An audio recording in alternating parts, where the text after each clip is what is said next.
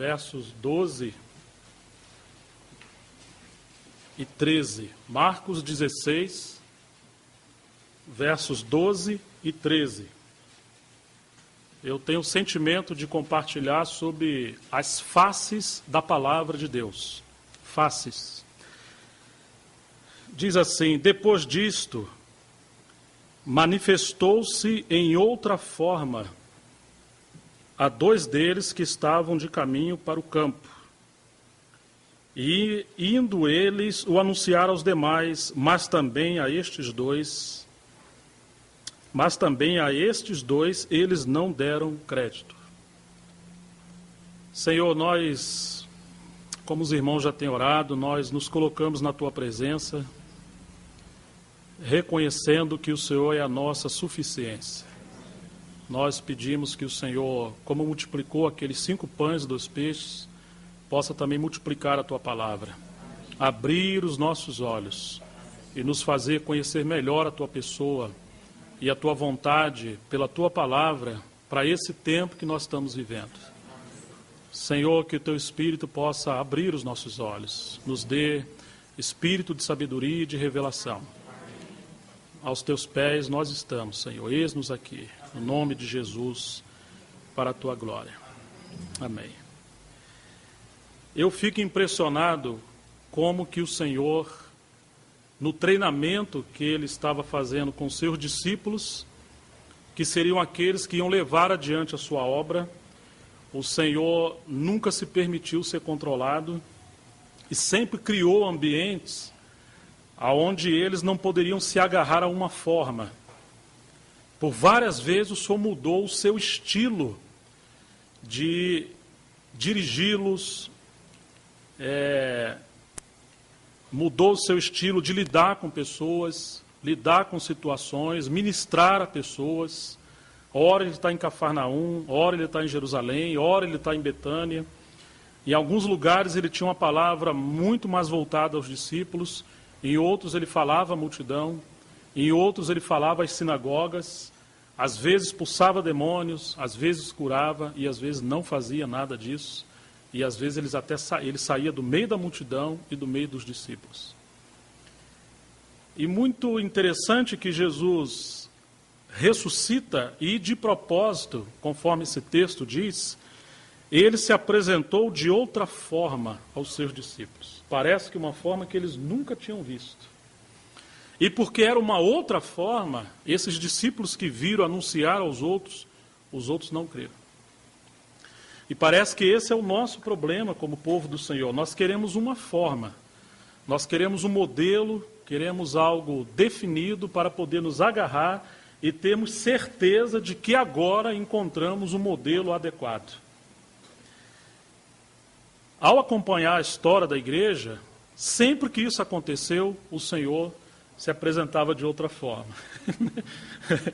Ele quer um odre que possa comportar toda a sua plenitude, e nós não possamos diminuí-lo. Tanto é assim que, certa vez, ele estava indo no caminho de Damasco, de Emaús, e dois dos seus discípulos estavam discutindo no caminho sobre a sua morte, achando que ele seria o Cristo, o Messias, e ele pergunta: o que vocês estão discutindo no meio do caminho? Só você que é estrangeiro aqui, você não sabe? E eles começam a falar para Jesus, é o próprio Senhor que está ali, e eles não perceberam, porque Jesus se manifestou como um viajante. E agora ele começa a expor, toda a palavra do Velho Testamento, falando aos seus corações, e só depois, quando ele entra em casa e parte o pão, é que eles reconheceram que era o Senhor. Mas até então, o Senhor está andando com eles, e eles não discerniram que era o Senhor. Quando ele também, após morrer, Maria foi até o sepulcro e os anjos falaram para ela que ele havia ressuscitado. Não estava ali. Daqui a pouco Jesus aparece para ela e pergunta o que ela está buscando. E ela fala que está procurando o corpo do Senhor, mas ela pensa que é aquele que está cuidando ali. Não reconheceu que era ele. Depois que chamou pelo nome é que ela reconheceu. Agora você imagina, o Senhor está do lado dessas pessoas, no meio dessas pessoas, falando com seus discípulos, e eles não reconheciam que era a pessoa do Senhor. Por quê? Porque era uma outra forma. Eu penso que o nosso Senhor quer nos treinar de tal maneira, nos dá sensibilidade no Espírito Santo, ao nosso espírito, para que nós não venhamos ficar limitados a algum modelo ou formas, e a gente correr o risco de ignorar que o Senhor quer avançar conosco, porque saiu daquele script que porventura a gente tenha. Eu estou um pouco incomodado com isso, porque em muitos lugares eu tenho percebido, na intenção de ter comunhão, que é muito mais fácil se adaptar a uma forma, porque é mais cômodo, do que ter o desafio, o encargo de acompanhar o Senhor, mesmo de maneiras que venham a quebrar as nossas estruturas que nós mesmos criamos. E é muito interessante como o Senhor faz isso. Eu acho que todos nós nos lembramos de Pedro, né?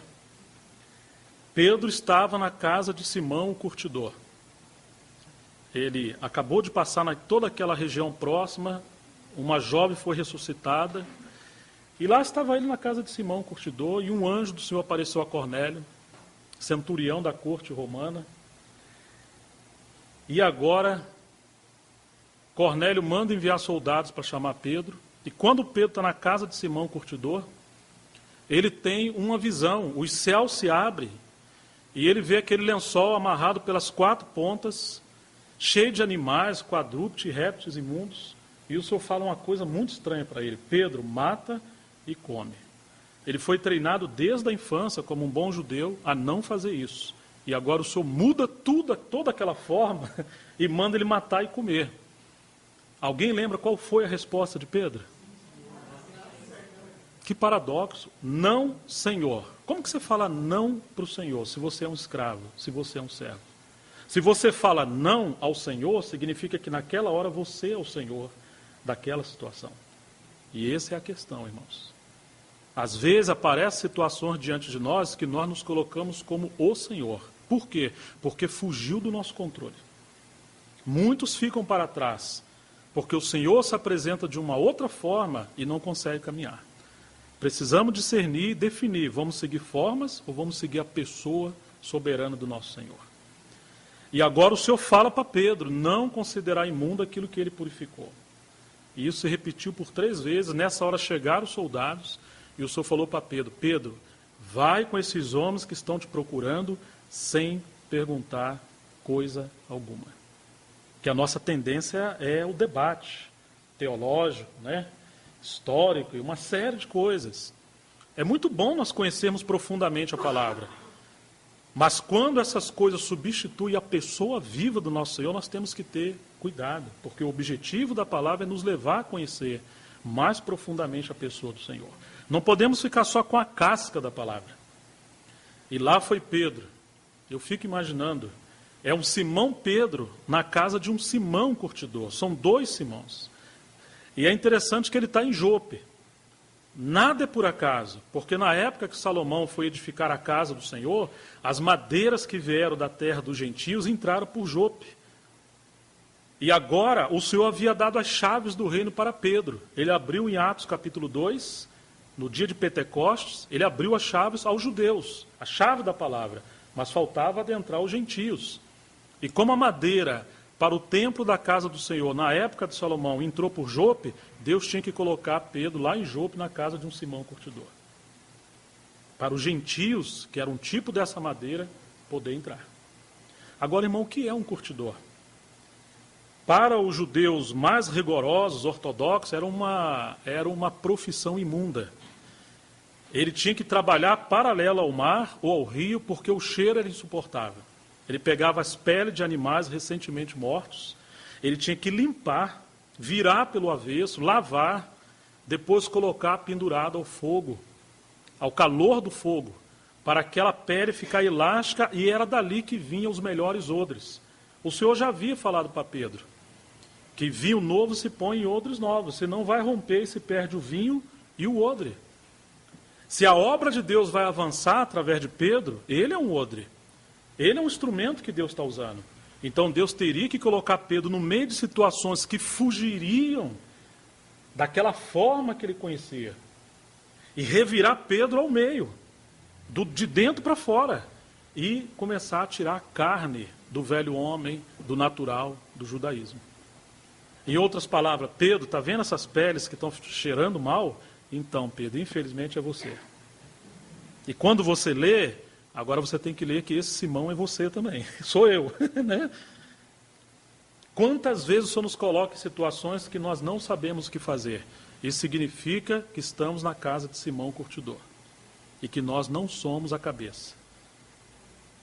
Alguém que Deus possa confiar um encargo ou uma comunhão de irmãos no lugar, são irmãos que não sabem muitas das vezes o que fazer. Nós achamos que é recuar, achamos que é fraqueza, achamos que é carnalidade não saber o que fazer, mas é o contrário. Na hora que acharmos que sabemos corretamente, adequadamente o que fazer, significa que nós nos tornamos o Senhor da obra. A obra de Deus é infreável, incontrolável. Algumas vezes indefinida, no sentido de muitas formas, multiforme sabedoria de Deus, multiformes operações de Deus.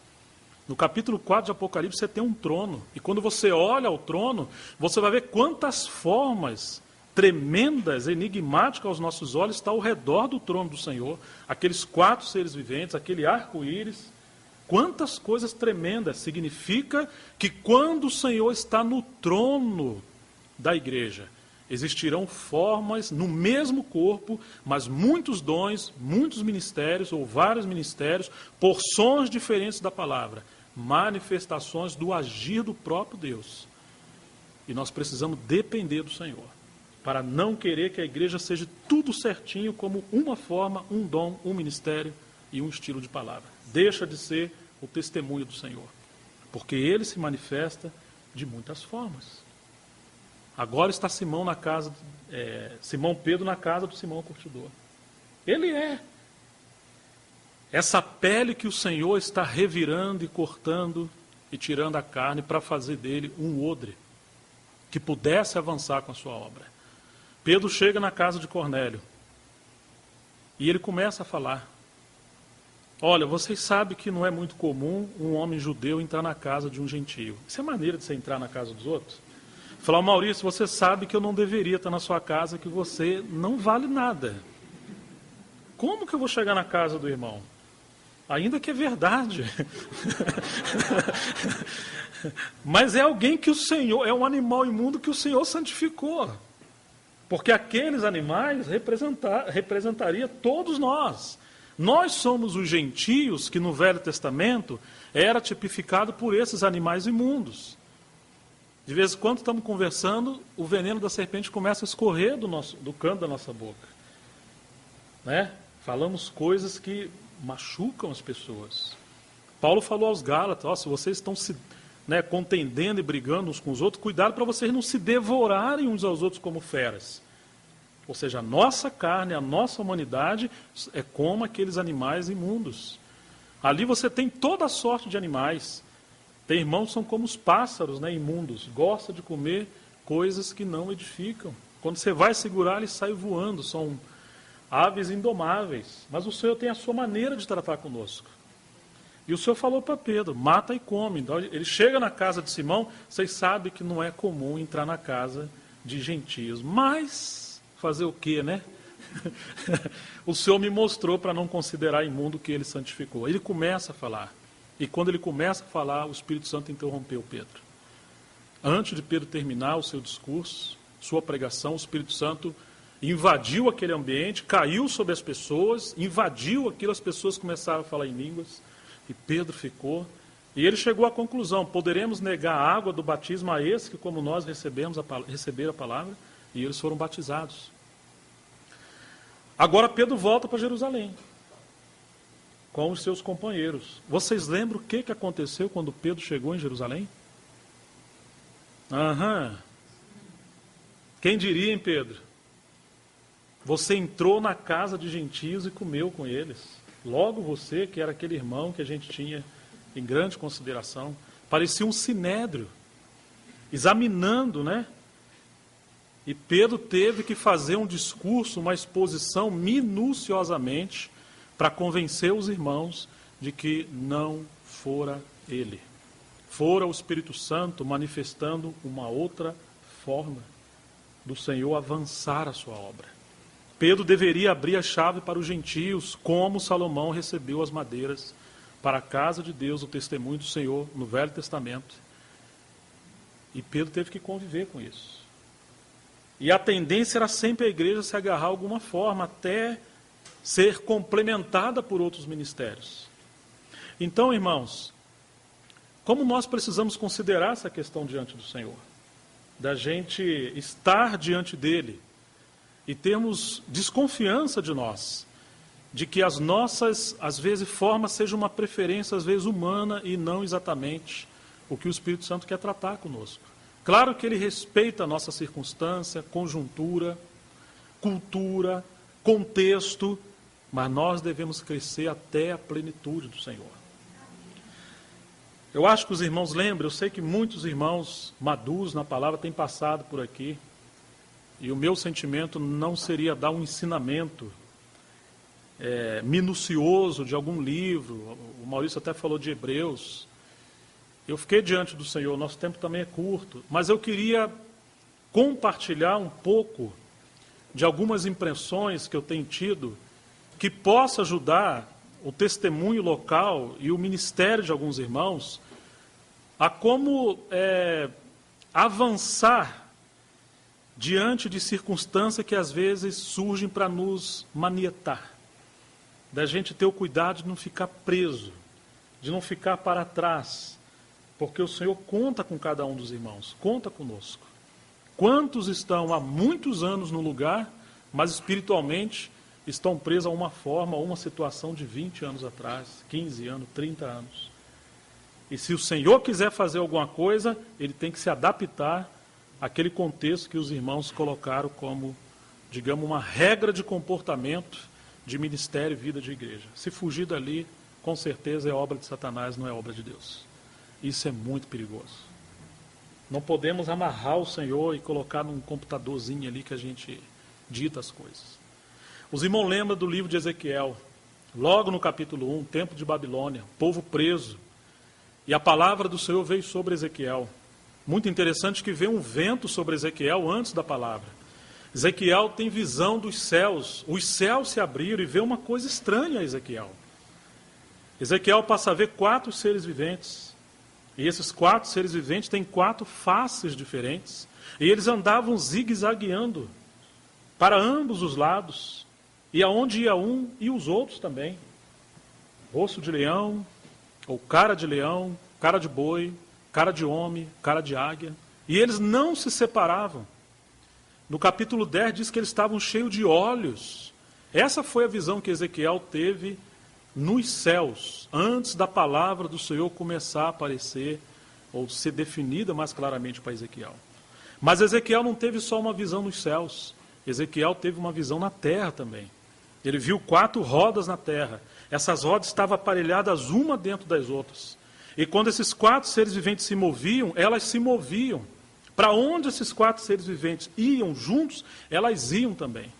Elas não tinham fim em si mesmo. Elas não ficavam paradas por si e nem andavam por si. A função dessas rodas era acompanhar esses 4 seres viventes. Chegou o momento que se afinaram tanto essas rodas com os 4 seres viventes, que quando eles começaram a subir, essas rodas subiram e começou a haver uma fundição. Nós podemos ver ali que o Senhor está mostrando como Ele iria levar adiante a sua obra de restauração do seu testemunho. Sabemos que tudo que diz respeito à tipologia e à profecia do Velho Testamento tem respeito a Cristo e sua plenitude, a sua obra. Eu sei que muitos irmãos leram as obras do Stephen Cole sobre vendo Cristo no Novo Testamento, o Senhor com cara de leão em Mateus, com cara de boi em Marcos, como filho do homem em Lucas e cara de água, o verbo que vem do céu em João. Que coisa rica, porque de fato é assim. 4 aspectos do Senhor, o mesmo Senhor de forma diferente, em contexto diferente. Mas, irmãos, isso não diz respeito apenas à pessoa do Senhor e à sua obra da cruz. Diz respeito também à obra do Senhor com a igreja, com os ministérios. Nós vimos aqueles 4 seres viventes. E nós ficamos presos só aos evangelhos. Mas além dos 4 seres viventes, temos as rodas. Eles estão no céu, as rodas estão na terra.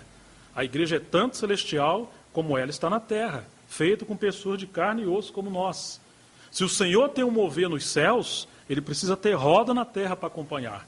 Eu penso que isso diz respeito, que o Senhor quer nos treinar para acompanhar na terra, no nosso tempo, aquele aspecto singular que ele esteja fazendo nesses dias que nós estamos vivendo. Então você começa a ver, por exemplo, o livro de Atos.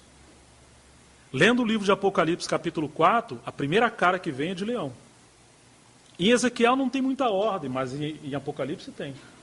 A primeira cara é cara de leão.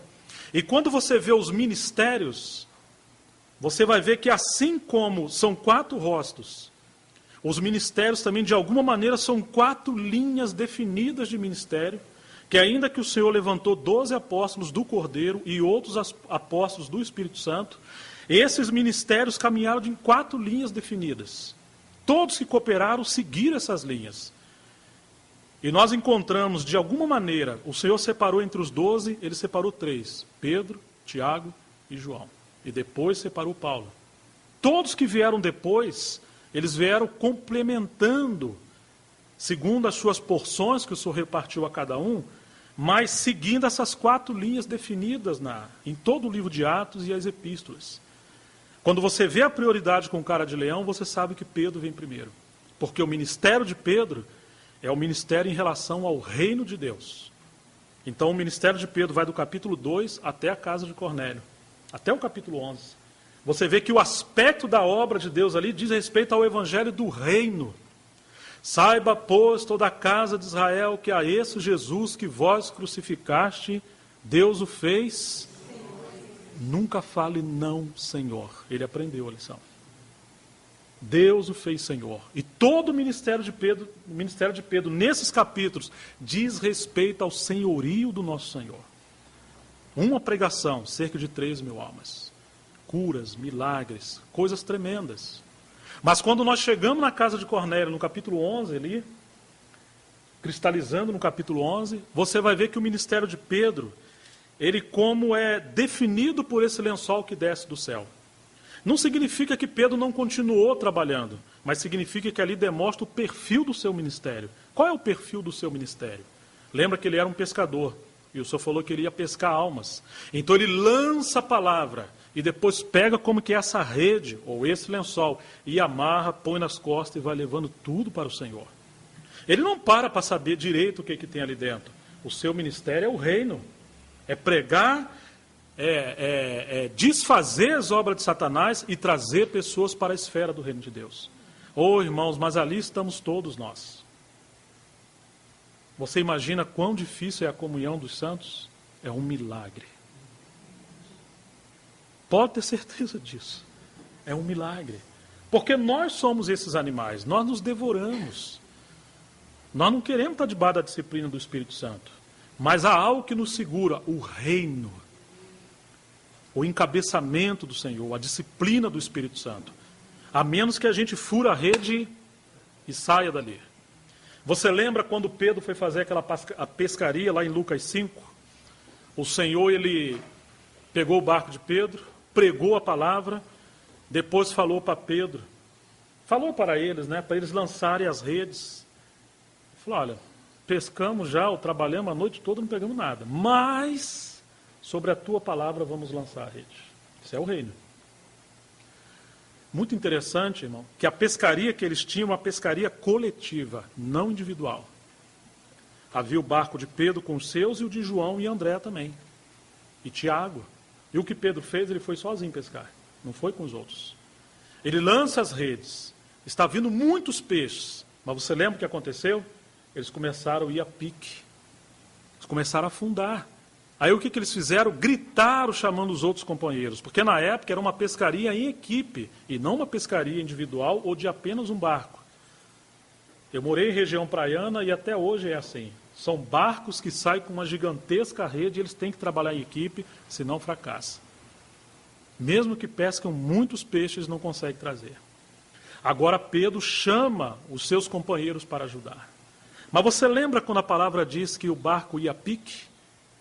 Essa palavra a pique ou afundar, ela só aparece 2 vezes no original. Uma é ali e a outra é lá em Timóteo 6, quando diz que por amor ao dinheiro, o amor ao dinheiro é a raiz de todos os males e que muitos têm ido ou afundando ou indo a pique.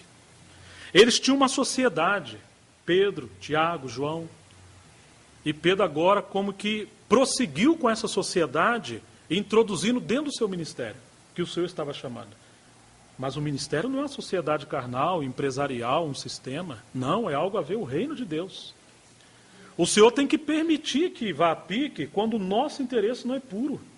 Quando a forma do nosso serviço não é de acordo com a cruz.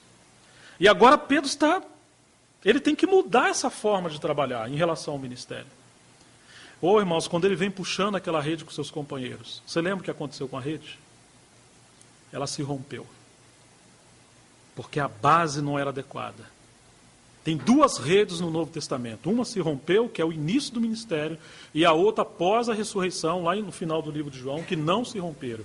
E pegaram 153 grandes peixes, que representa, digamos, a plenitude, ou a totalidade, ou aquilo que o Senhor quer realmente fazer com a sua obra. O que Ele quiser fazer, da forma que quiser, incluindo as pessoas que quiser, não haverá rompimento se for na base da ressurreição.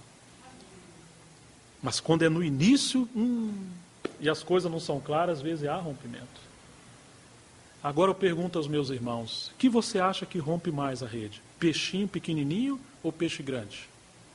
Quem tem mais força? Esse é o nosso problema. Os irmãos mais velhos, os que se dizem obreiros, normalmente são os que rompem as redes. Não são os crentes novos. Não são os novos irmãos que estão chegando na fé. Se não conhecermos claramente a forma do Senhor agir, a maneira do Senhor levar a sua obra adiante, rapidamente nós rompemos as redes. O ministério de Pedro seguiu até, digamos, de forma definida, ou aquele rosto, aquela cara de leão, até a casa de Cornélio. Quando você acompanha a cronologia não só histórica, mas a cronologia ministerial, da maneira do Senhor agir, ali encerrou o ministério de Pedro. Ele continua trabalhando, mas eu me refiro a estilo de ministério. A cara do querubim mudou. Ou seja, a obra de Deus mudou nos céus e as rodas na terra, ou o ministério na terra, com o corpo de Cristo, deveria seguir aquela palavra profética ou aquele arranjo do Senhor naquele momento no livro de Atos. Se tenta avançar, a rede vai romper. Aí, irmãos, quem vem depois trabalhar? Quando você pula da casa de Cornélio, de quem você se lembra que levou a obra de Deus de forma tão surpreendente? Foi Paulo. Mas aonde aparece o chamamento de Paulo? No capítulo 13, né? Que separai-na Saulo e Barnabé. Então, entre o 11 e o 13, temos o capítulo 12. Lembra que o Senhor treinou 3 discípulos entre os 12. Pedro, Tiago e João. O ministério de João e de Pedro estão bem definidos na Bíblia. Mas quando você pensa em Tiago, não é muito claro para nós. Você não vê ele pregando, curando, viajando, evangelizando, conversando, nada. Eu me refiro ao Tiago, um dos 12, porque o do capítulo 15 é o irmão do Senhor. E o que escreveu a epístola também. Mas aquele entre os 12, você não encontra ele. Ele está no anonimato. O que isso significa, irmãos? Quando o Senhor chama Pedro, ele lança as redes, e o seu ministério é lançar as redes ao reino. Quando você vê Paulo faz tendas. Então Pedro tem que ter uma rede, ou ele tem que ter um lençol, cheio de animais que somos nós, e agora vem Paulo e fala, Pedro, muito obrigado, agora eu vou pegar esse lençol, vou edificar ele como uma tenda. Então tem que ter a cruz. E a cruz é para transformar-nos nesse aspecto dessas feras em ovelha. Aquele que segue a voz do seu bom pastor. A obra da cruz, a obra do Senhor no nosso interior. Por isso temos o livro de Romanos e tantos outros livros que fala desse processo, desse aperfeiçoamento da obra do Senhor em nós. Mas, irmãos, entre o reino e a casa, porque Pedro escreveu 2 epístolas em relação ao reino, Paulo pelo menos 13 em relação à casa, ainda que fala do reino. E Hebreus não sabemos claramente quem foi. Você vê que Paulo trabalhou bastante em relação à casa. Eu sei que muitos irmãos em todos os lugares falaram, eu queria tanto ser como Pedro, ou tanto como Paulo. Mas, irmãos, não existe ligação entre Pedro e Paulo se você não passar o capítulo 12. Porque quando você encontra o capítulo 12 de Atos, você vai ter Tiago. E o que fez Tiago? Ele só aparece uma vez no Novo Testamento. Tiago foi sacrificado ao fio da espada. Você se lembra disso? Vamos olhar? Atos capítulo 12. Que forma estranha. Pois é, irmãos. Atos capítulo 12.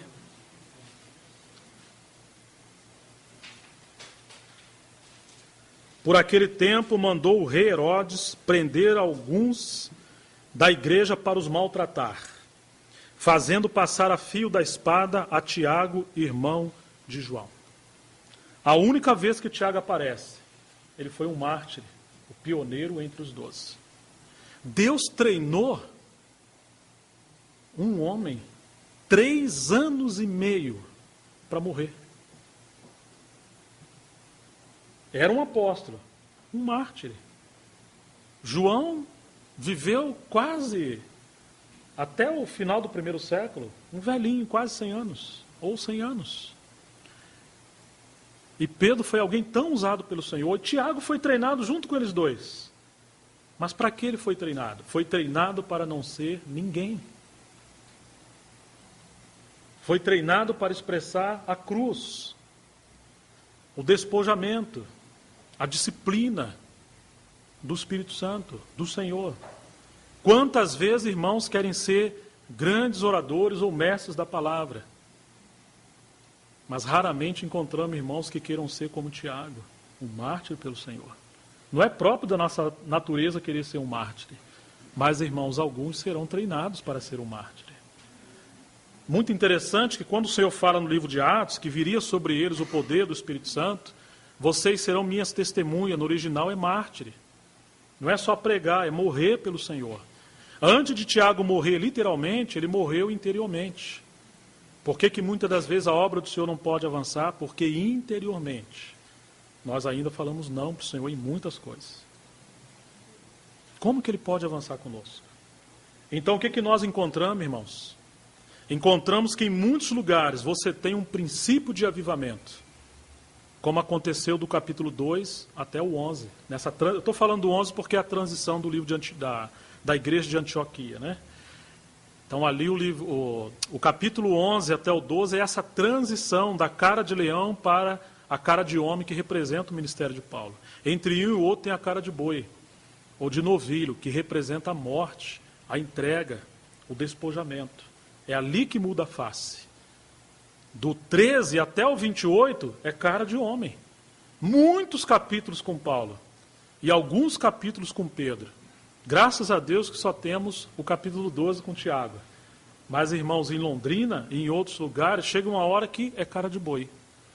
O Senhor vai fazer coisa que, você sente que chegou o momento que o Senhor está disciplinando mais intensamente a nós em algumas coisas, antes de virar para a gente avançar para um novo tempo, para um novo estágio que o Senhor queira fazer conosco. Você imagina isso, irmãos? Que em alguns lugares começa como o ministério de Pedro. Começa com cara de leão. O Senhor está fazendo coisas tremendas. Mas isso precisa ser edificado como testemunho do Senhor. Como a edificação do corpo de Cristo.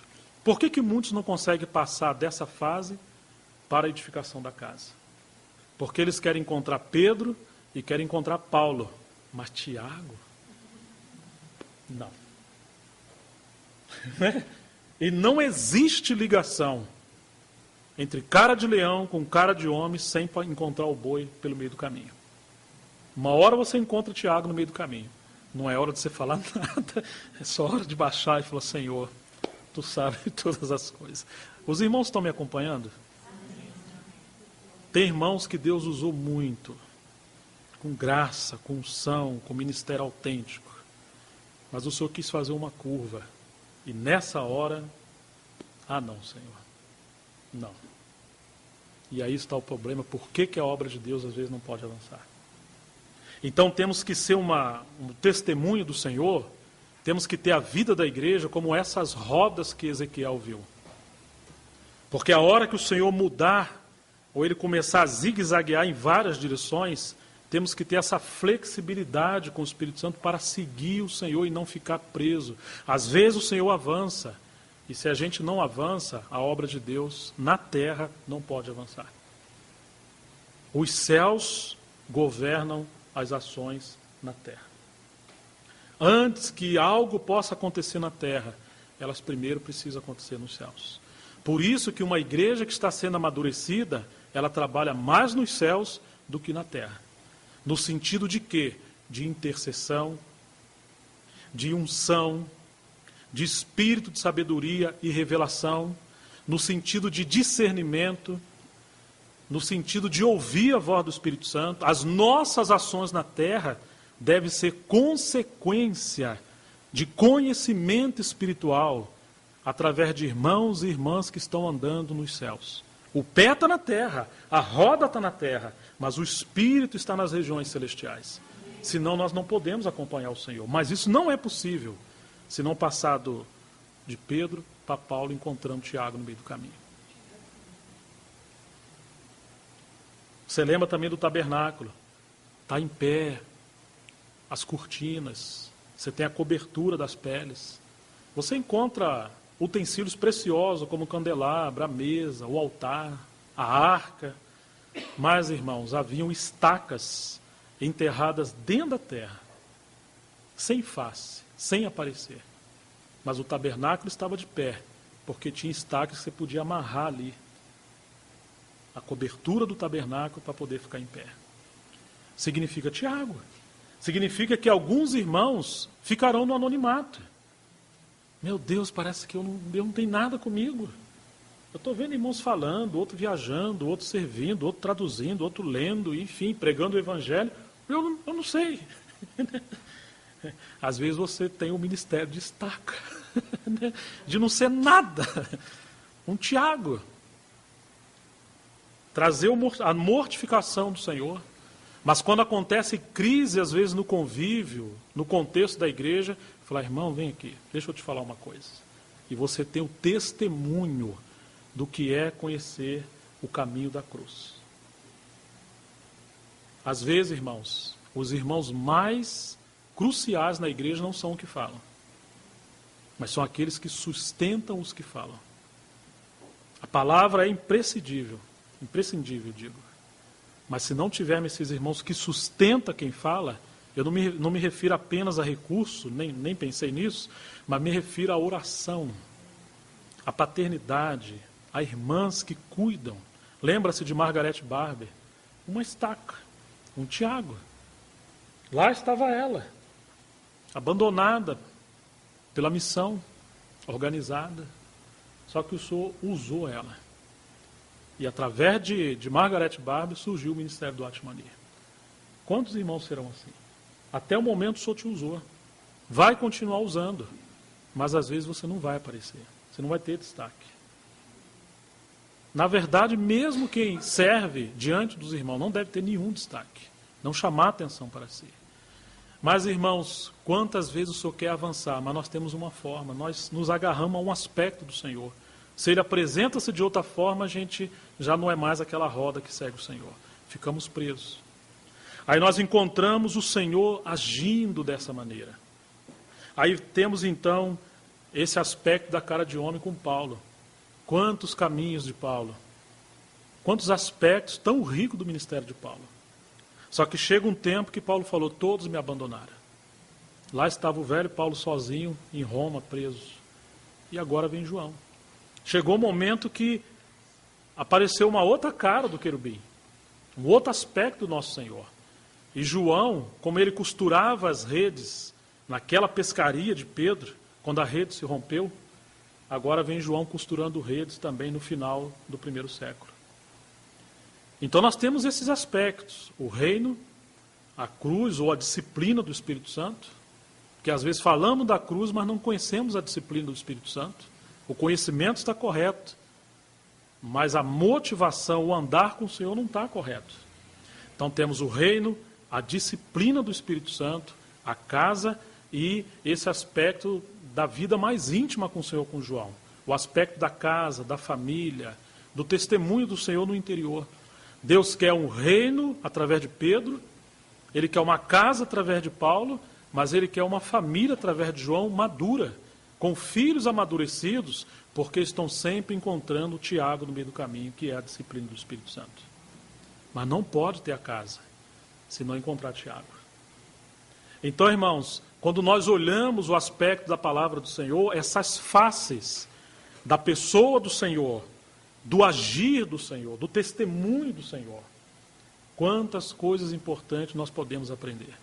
E nós precisamos discernir que no aspecto geral da história, no século que nós estamos vivendo, o Senhor está fazendo algo, há uma ênfase, há algo específico que Ele está fazendo. Mas em cada lugar, nós temos, digamos, uma história singular com o Senhor, e nós não podemos imitar outros lugares. Precisamos descobrir em que aspecto, em que face ou fase nós estamos como igreja na localidade.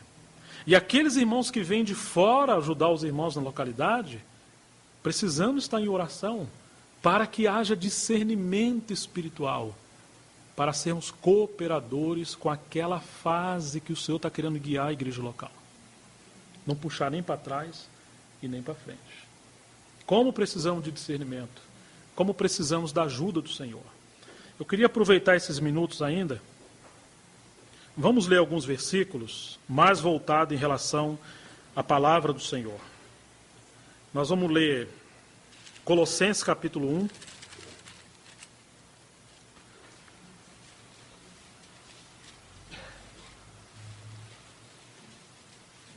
Verso 5.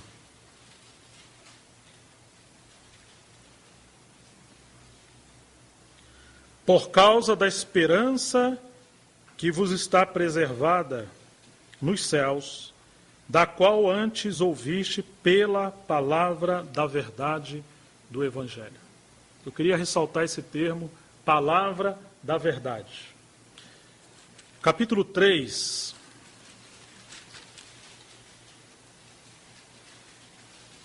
Verso 16. Habite ricamente em vós a palavra da verdade, a palavra de Cristo. Filipenses, capítulo 2.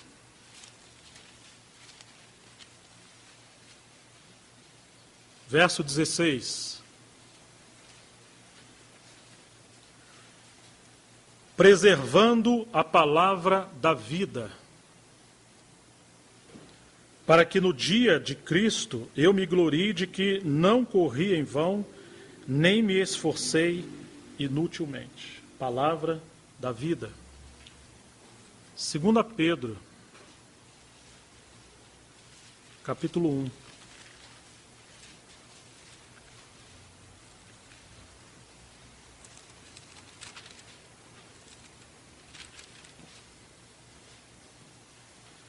Verso 19.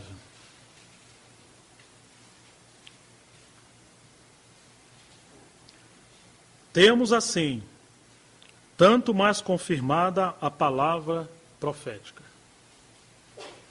E fazei bem em atendê-la, como uma candeia que brilha em lugar tenebroso, até que o dia clareie e a estrela da alva nasça em vosso coração.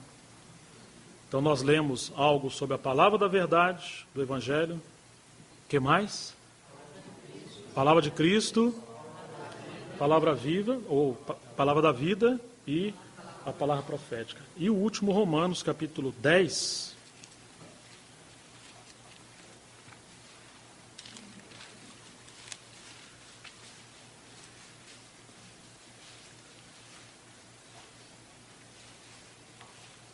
Verso 8.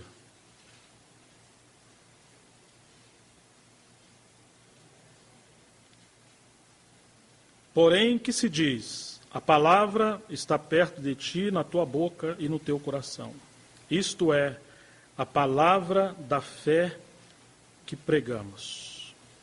A palavra da fé.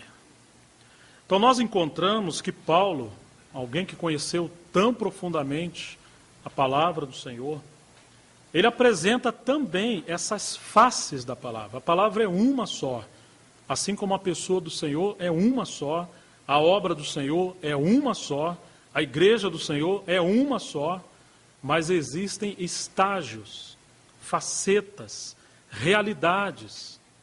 Quando Paulo está escrevendo à igreja em Colossos, ele fala da palavra da verdade do Evangelho.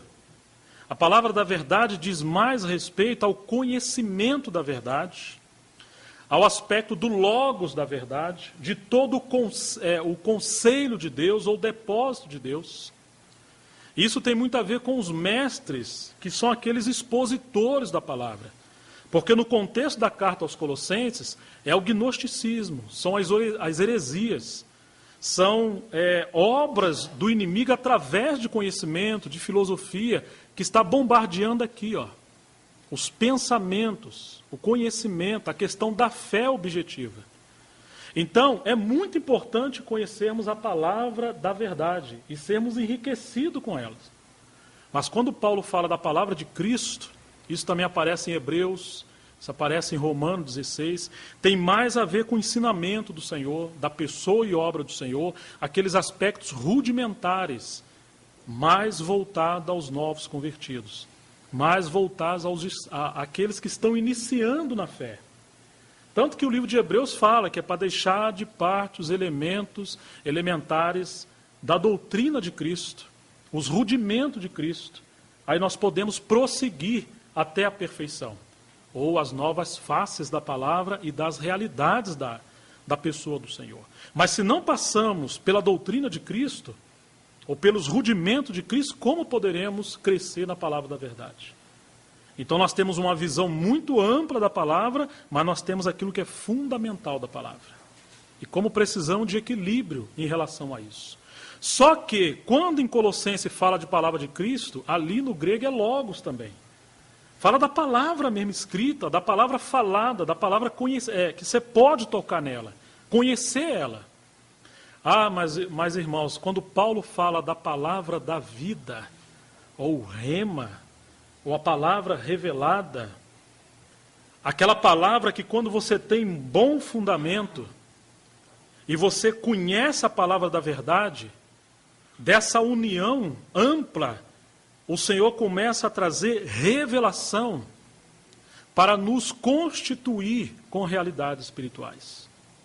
Quando nós pensamos na palavra da verdade, tem a ver em conhecer a verdade para estar preparado a responder a qualquer um que pedir a razão da esperança que há em nós. Tem a ver com lidar com questões do presente em relação à fé. Mas quando Paulo fala da palavra da vida, ele relaciona com o tribunal de Cristo. Percebe em Filipenses? Para que eu não tenha corrido em vão e naquele dia eu me envergonhe. Ou seja, ainda que conheçamos a palavra da verdade, ainda que venhamos ser profundo no conhecimento, o que vai realmente determinar o nosso estágio de maturidade cristã é o que temos de vida da palavra de Deus trabalhada em nós. Ou seja, nós podemos estar cheio aqui, de palavra do conhecimento da verdade. Mas o quanto disso foi processado em nossa vida pelo Espírito Santo e pela cruz e se tornou realidade no nosso homem interior e na alma. Tá certo? Isso tem a ver com o nosso andar. O tamanho da nossa espiritualidade não é medida pelo que conhecemos na cabeça, mas é a medida do que se tornou substância em nós, realidades espirituais, que foram provadas pelo fogo. Lembra de José? Diz que a palavra provou José. Ele foi provado pela palavra. Então é isso que nós precisamos também considerar, de que o conhecimento da palavra expositiva é nos levar à palavra da vida, porque é isso que nos dá o poder de obedecer à palavra da verdade. Nós precisamos de poder do Espírito Santo, graça de Deus, para andar em toda a verdade. Mas esse andar é proporcional com a vida que nós temos de Cristo, que vem da palavra revelada. Irmãos, como isso é rico. Mas aí nós temos a palavra profética. O que de fato é a palavra profética nesse contexto? Eu penso, que a palavra profética é aquele nível da palavra que une a história da obra de Deus, ou seja, a história no kairós de Deus, no mundo espiritual, com a história do nosso tempo. Nós estamos em pleno século 21, ok? Mas a que hora estamos no relógio espiritual de Deus? Alguns irmãos estão presos no século XVI, outros no século XVII, e assim sucessivamente. Alguns irmãos leem os livros do Atmani, que são preciosíssimos. Mas se você para ali, você quer dizer que o Senhor chegou só até ali. Me entende, irmãos? O Senhor não avançou em algo mais? Ele não cristalizou algo mais? A nossa tendência é ficar presos. E quando a gente pega o aspecto da palavra profética, diz que é como uma luz que brilha no meio da escuridão. Ou seja, o que traz revelação, não tanto em relação à vida cristã, mas em relação à igreja, é entrar no nível de maturidade como corpo, para as implicações do tempo que nós estamos vivendo. Isso é função do ministério profético. É função da gente acompanhar a palavra profética. Porque são irmãos que têm vida da palavra da vida, que conhecem a palavra da verdade, mas que conseguem ligar em que tempo da palavra de Deus nós estamos na nossa história.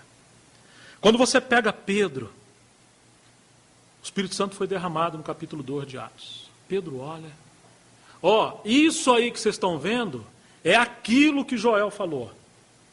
Estão prestando atenção?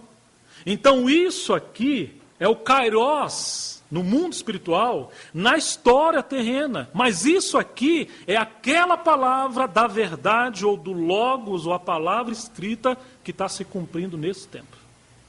Esse é o ministério profético. Então algumas vezes Pedro e Paulo, que eram profetas e mestres, Paulo era profeta e mestre, Pedro muito profeta, eles falavam, é isso, é por aqui que nós estamos indo, é isso que o Senhor está fazendo. E quando a gente consegue, pela graça de Deus, que isso é obra do Espírito Santo, não de homem algum, e entrar na nossa história, no mundo físico, no tempo espiritual da palavra de Deus, isso desencadeia poder espiritual. As rodas estão andando no tempo da palavra de Deus. Deixe-me dar um outro exemplo. Lá estava Daniel, final dos 70 anos do cativeiro em Babilônia, examinando a palavra da verdade, examinando o Logos, examinando o conhecimento, lendo a palavra. Claro, não era a verdade do Evangelho, mas é a verdade histórica do povo de Deus com Israel. Quando ele está olhando, saltou a palavra profética. Que o tempo que o Senhor falou através do profeta Jeremias, de que duraria o cativeiro do povo de Israel, lá em Babilônia havia terminado. Havia chegado. O que Daniel fez? Misturou intercessão com a palavra profética. E esse é o segredo do ministério de oração da igreja. Intercessão com o agir de Deus no mundo espiritual. Isso é ministério de oração. E quando essas coisas se unem, são meios do Senhor avançar a sua obra naquilo que Ele tem no nosso tempo. Nós não podemos ficar presos ao nosso tempo por estarmos presos a formas. Deus nos trouxe até aqui. Glória a Deus por isso. Mas nós queremos avançar. Se Ele quer mudar a face da sua obra, do seu agir, pela palavra, Senhor, tenha misericórdia de nós. Não deixa nossas rodas estar enferrujada por falta do óleo do Espírito, que é a unção. Não deixa nosso conhecimento da palavra da verdade nos levar a ser homens racionais, lógicos, meramente eruditos da palavra, mas sem o frescor da chama do Espírito no nosso interior. Compreende o que eu estou falando, irmãos? Daniel entendeu. O que Daniel começou a fazer, irmãos? Intercessão. Não apenas oração, intercessão. E agora, quando Daniel começa a interceder, você se lembra o que aconteceu nos céus? 21 dias esse homem jejuou. E o mensageiro do Senhor veio e falou: olha, Daniel, você é muito amado. Desde o primeiro dia que você começou a orar, eu vim. Mas o príncipe da Pérsia me impediu. O que isso significa? Que o temor das potestades malignas não é que nós conheçamos a palavra da verdade. Ainda que ele teme, mas não é o maior problema para ele. Porque ainda que isso nos treine, nos capacite a responder à razão da esperança que é em nós, graças a Deus por isso devemos amar a palavra de Deus, não diminuí-la. Mas, irmãos, precisamos de transformar isso em intervenção na história. O mar da dificuldade, o céu de bronze também, precisa romper para Deus avançar. Quando Satanás viu que Daniel entrou no espírito profético, que isso é uma palavra de profecia, que intervém na história, Satanás se levantou. Veio um outro mensageiro do Senhor e lutou, e liberou, agora ele veio falar com Daniel. Daniel começou a penetrar mais profundamente na profecia bíblica, não meramente como conhecimento, mas como aquela palavra do Senhor que vai mudar a situação. Irmãos, qual foi o resultado disso? A oração de Daniel despertou o espírito de Ciro.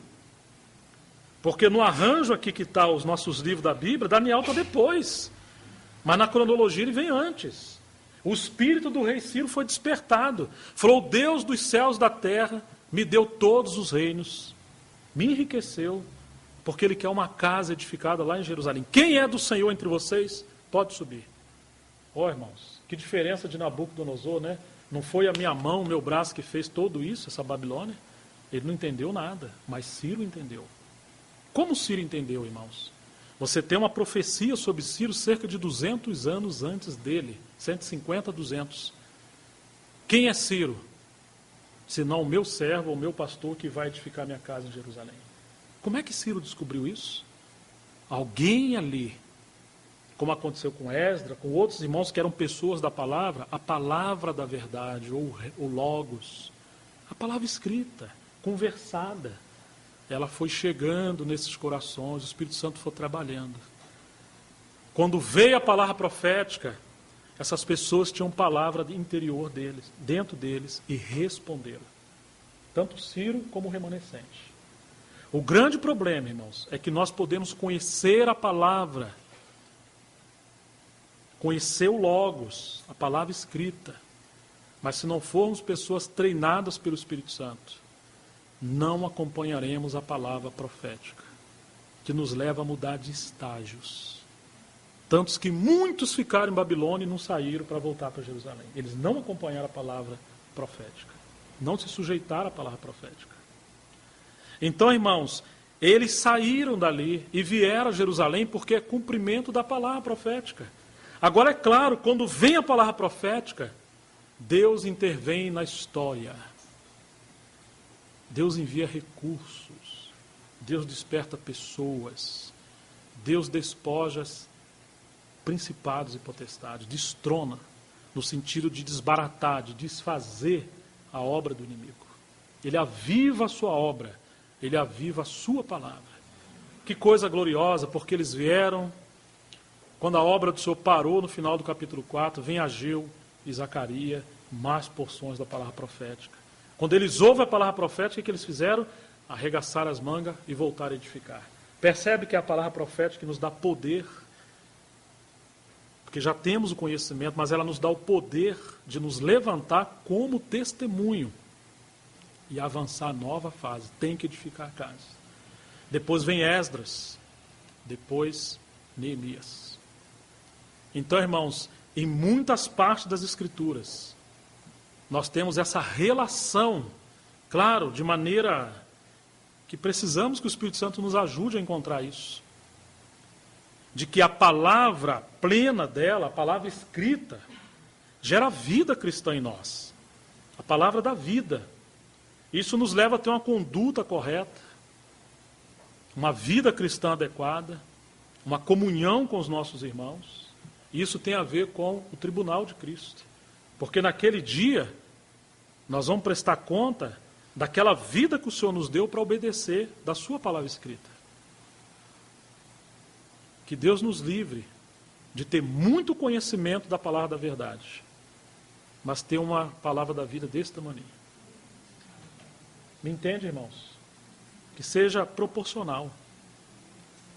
Mas que o Senhor nos leve a que muitos de nós que temos estudado as Escrituras e conhecido homens e irmãs da palavra, e temos crescido também um pouco, pelo menos um pouco na palavra da vida, que o Senhor nos ajude como igreja a entender a palavra profética para o tempo que nós estamos vivendo. Eu não me refiro a uma exortação de alguém com ministério profético, como está em Coríntios 14, né? Fala em 2 ou 3 profetas, uma palavra de edificação, de exortação. Não é isso que eu estou falando. Eu me refiro a uma palavra que une o kairós da obra de Deus com o tempo que nós estamos vivendo e nos leva a entrar no tempo da palavra. A palavra tem tempo. Você vai vendo que o desenvolvimento da história, das civilizações e do mundo, nada mais é do que a progressão da palavra profética na igreja. Quando Deus age na igreja, a repercussão é histórica. E é isso que nós precisamos nesse tempo. O cenário mundial, o cenário em muitos lugares que antecede a volta do Senhor, eles andam juntos com o cumprimento da palavra profética. Nós poderíamos até relacionar Israel com a igreja. Israel como um ponteiro pequeno, devagarzinho, e a igreja como aquele ponteiro grande. Muitas coisas acontecem na igreja, e às vezes em torno de poucos eventos em Israel. Mas se a gente quer entender o kairós da palavra de Deus, tem que acompanhar a obra do Senhor em relação a Israel e a igreja. São 2 ponteiros. Um vai rápido. Muitas coisas estão acontecendo na igreja. Em Israel vai devagar. Mas o Senhor está agindo. Então, queridos, que o Senhor nos ajude. Palavra da verdade, palavra da vida, palavra de Cristo e a palavra profética. A palavra profética é como essa luz, meu Deus. A gente está estudando é fé, mas o que o Senhor quer conosco aqui, hein? E o que o Senhor está fazendo com Londrina, Londrina não pode imitar de outro lugar, nem outro lugar, é algo singular. A palavra é uma, a obra do Senhor é uma, mas o Senhor tem algo específico com os nossos irmãos. Né? Que possamos entrar no espírito que o Senhor está agindo em Londrina. E isso desencadeia mais do agir do Senhor para que a sua obra possa avançar. Irmãos, que o Senhor nos ajude, que o Senhor tenha misericórdia de nós. Se o Senhor nos ajudar, nós parece que teremos mais um tempo no sábado, né? Se for do agrado dele, poderemos considerar um pouquinho mais, porque temos a palavra da fé, né? Precisamos de fé. Vamos orar, né? Ó Senhor Jesus, nos sentimos como criancinhas diante da grandeza do Senhor, da sua palavra. Às vezes o Senhor nos coloca na casa de Simão, curtidor. Aos nossos olhos o lugar é imundo, inadequado, não deveríamos estar ali. Coisas que saem das nossas mãos acontecem. Mas nós sabemos que o Senhor está mudando a forma, nos limpando, nos corrigindo, para sermos um odre novo, para podermos conter aquilo que o Senhor está fazendo e quer avançar conosco. Senhor, nos ajude a que essas faces da palavra do Senhor, realmente nós possamos ser flexíveis, como aquelas rodas em Ezequiel, para acompanhar os arranjos do Senhor nesse tempo. Nós não queremos ser irresponsáveis, levianos, não queremos ser precipitados em nada, mas também não queremos ser inflexíveis, Senhor, radicais. Tenha misericórdia de nós. Nos dê um espírito correto para seguirmos pós o Senhor. Muito obrigado, Senhor, muito obrigado. Nós nos colocamos nas Tuas mãos e é para a Tua glória. No nome de Jesus. Amém.